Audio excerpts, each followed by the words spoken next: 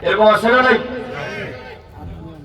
অতএব এখানে এই ক্ষেত্রে আমাদেরকে ইমানের দৃষ্টান্ত নিতে হবে, নবীর তাজিমের দৃষ্টান্ত নিতে হবে নবীর সাহাবায়ে কেরামদের থেকে। কারণ সাহাবায়ে কেরামদের ইমানের বেলায় বলা হয়েছে আল ঈমানু ফি কুলুবিহিম আযমু মিনাল জাবাল। আল্লাহর হাবিবের লক্ষাধিক সাহাবায়ে কেরামদের প্রত্যেকের ভিতরেই আল্লাহর পাহাড়ের চাইতে শক্ত ঈমান বিদ্যমান ছিল। সুবহানাল্লাহ বলুন। এই ভাই আপনারা এখানে কারা দাঁড়িয়ে আছেন? এই যে ভাই বসে যাও, প্রোগ্রাম হচ্ছে এখানে, তো আমরা কথা শুনতে আসছি। মাশাআল্লাহ, বসে যাও ভাই, বসো, বসে যাও। আল্লাহ যেন কবুল করেন, সবাই পড়েন আমিন। অসংখ্য জনতা, আপনারা যদি দুই একজন দাঁড়ায় থাকেন তাহলে মাহফিলের সৌন্দর্য নষ্ট হবে, একটু বসে যান।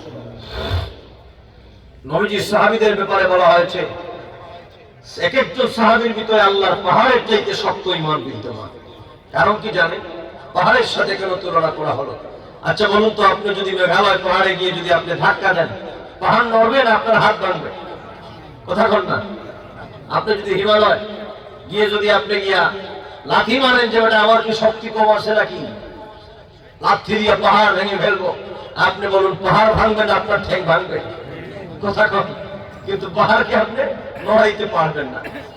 এজন্য আল্লাহর হাবিবের সাহাবায়ে কেরামদের ঈমানকে পাহাড়ের সাথে তুলনা করা হয়েছে, যে পাহাড়কে যে এরকম ধাক্কা দিলে সরবে না, নড়বে না, ঠিক পৃথিবীর যত ঝড় ঝাপটা, পৃথিবীর যত বিপদ মুসিবত আসে, কাফের বেঈমান মুশরিক মুনাফিকদের যত রক্তচক্ষু প্রদর্শন করুক, আল্লাহর হাবিবের মহব্বত থেকে, ঈমান থেকে এক বিন্দু পরিমাণ সাহাবায়ে কেরামদেরকে দূরে সরানো সম্ভব নয়।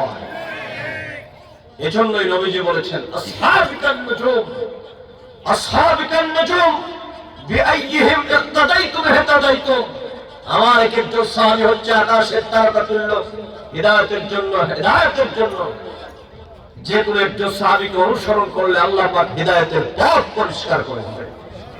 বড় করে বলেন সুবহানাল্লাহ। এতটুকু আপনারা বুঝছেন তো? নবীজির মহব্বত তাজিম শিখতে হলে কার কাছ থেকে শিখতে হবে? সাহাবায়ে কেরামদের কাছ থেকে।